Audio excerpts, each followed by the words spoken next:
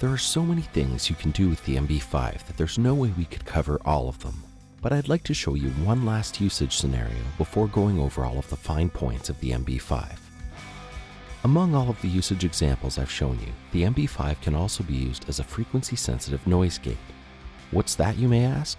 A gate that allows certain frequency ranges to pass through once they've reached a sufficient volume level. Like for instance, it would be nice to get rid of this hiss here between plucks on the delayed guitar. This might not seem that apparent visually, but if I turn up the solo track or zoom in on the waveform, it's immediately clear that I have a hissy noise floor from ultra-close mic placement on the cabinet speaker. To get started using these type of noise gates, you might want to call up a preset for the first time. Call up the 6 dB per octave treble gate. This also works great on recordings that were originally made on tape, and you want to remove the hiss without removing the highs. We can immediately see that the signal is divided up into two bands.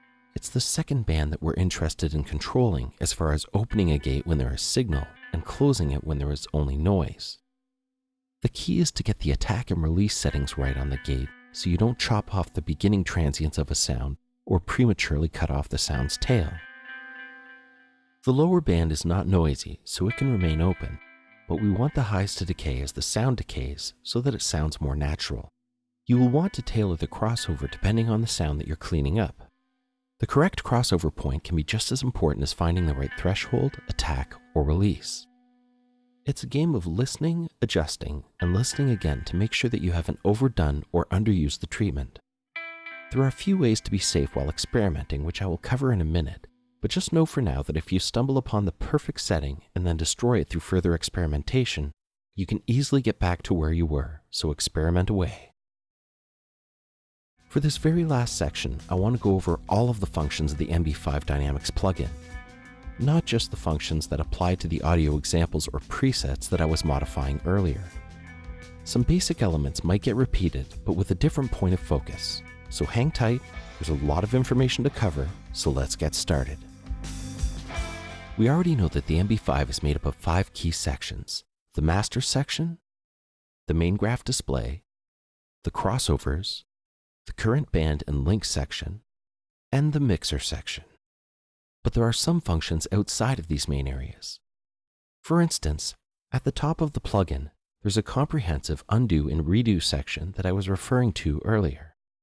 So if you're making some drastically different choices while experimenting, don't worry. You can always go back and, of course, forward. It is also in this area that you can save and recall presets. And just to the right, there are links to BlueCatAudio.com and the user manual. And directly below, the transparency slider, which of course is more useful when your DAW is in the background. In the master section, we already know how to add and remove bands by clicking the minus and plus symbols, but you can also just click in the middle and directly choose the amount of bands. At the top, you know that you have your complete bypass or power button and the pregain, but do not take this section for granted. If you set the pregain wrong, every other aspect of the plugin will suffer. A properly loaded input signal is step 1 to minimizing your signal-to-noise ratio and optimizing any plugin for distortion-free operation. To reset the peak input or output display after overloading it, just click on the respective readout and it will be reset.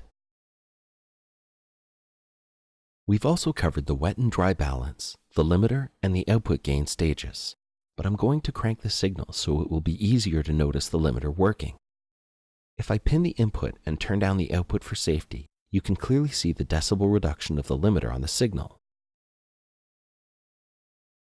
I would personally never want to have the limiter pinned this hard, but it's easier to show you the attenuation in the display like this. One very last thing about the master section. It also has a mid-side function if you're using the stereo version of the plugin. I'm not going to explain the entirety of the concept of mid-side recording or mastering right now, but instead I will offer that the mid-side mode is useful for controlling how stereo or wide your signal will appear when dealing with the stereo master bus. If you are unfamiliar with the concept of mid-side, there's a section that covers the basics in the MB5 Dynamix user manual, which again can be found by clicking the appropriate icon on the top right. In the main graph display, there are 3 ways to zoom in and out for your convenience.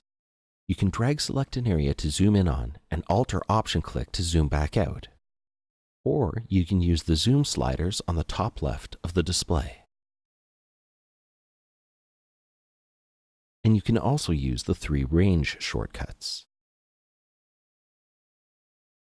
We'll cover the crossover in a second, but it's nice to know that you can adjust the crossover points directly from the graph and see the results at the same time in the same place. In the spectrum, it's important to notice the colors represented. In stereo mode, the left channel's curve is represented in blue and the right channel in pink. In mid-side mode, the mid channel is represented in blue and the side channel in pink. In the crossover section, you can change not only the crossover point between the bands, but additionally the slope. And if you're more inclined to do so, you can use your mouse wheel to adjust the crossover point when you are hovering over it with your mouse. Or you can double-click and type in the frequency if you want to get specific. You can see the actual representation of the crossover point and slope adjustment in the graph above. This is not a visual approximation. This is a true display of the actual band's crossover, so you can rely on what you see to be true when you zoom in.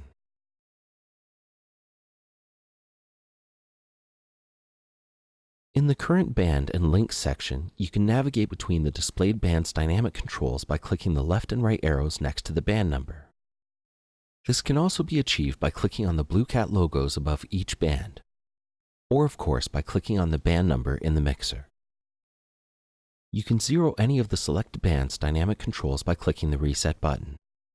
Just above to the right, you can enable or disable a band's dynamic processor in either the left or right channel, or even the mid and side channels if you have it set up that way. This is of course only available in the stereo version of the plugin. Here you can also choose to link the effect applied to each channel in many different ways for each band to keep the stereo balance coherent. If you choose none, there will be no link between the bands.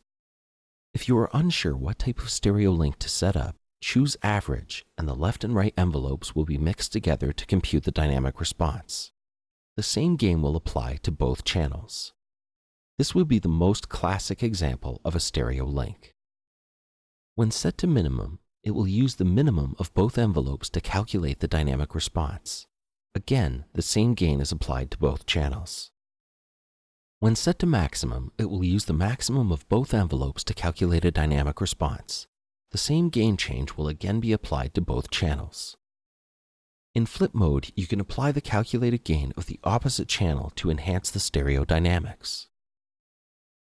By choosing either Use Left or Use Right, you can choose to have the calculation based on only the first channel, meaning left or mid, or the second channel, meaning right or side, and the same gain change will be applied to both channels equally. Both the upper curve and lower curves control the shape of the dynamics response. The graph displays your dynamic choices for all of the bands.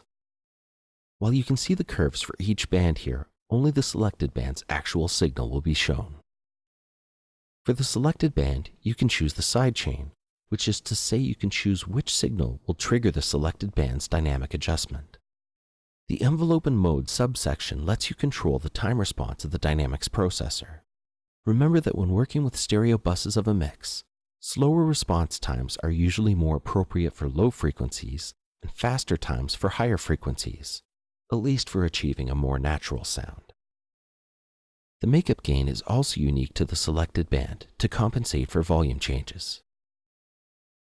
Below the graph, you can copy the selected band's dynamic settings to another band using Copy To, or you can use Copy From to copy another band's settings to your currently selected band.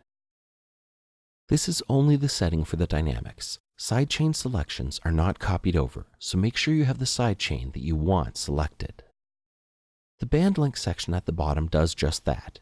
It links the bands together so one band's controls affects the other. Choose absolute for an exact response on all bands, or choose to have the link channel's response be relative to the position each band's controls are in. Last but not least is the mixer section. We have covered all of the basic functions previously, but it needs to be further explained how it relates to the previous section.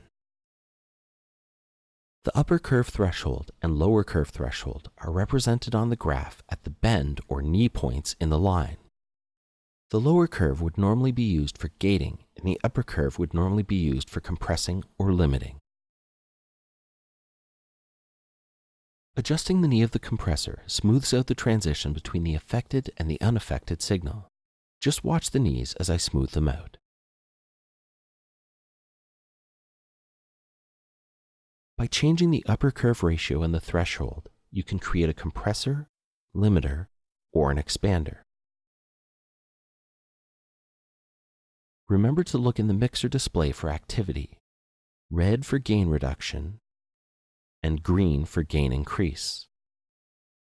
By changing the lower curve ratios, it is possible to create a gate or an upward compressor. Pay attention to how the controls affect the graph display, and you will be able to see ratio and knee problems in real time and make adjustments as necessary on the individual bands. Well, that's it for the MB5 Dynamix tutorial. Don't be alarmed if you have to watch these videos multiple times before you get it. There's a lot to digest. Some people have difficulty controlling one band of compression, let alone 5.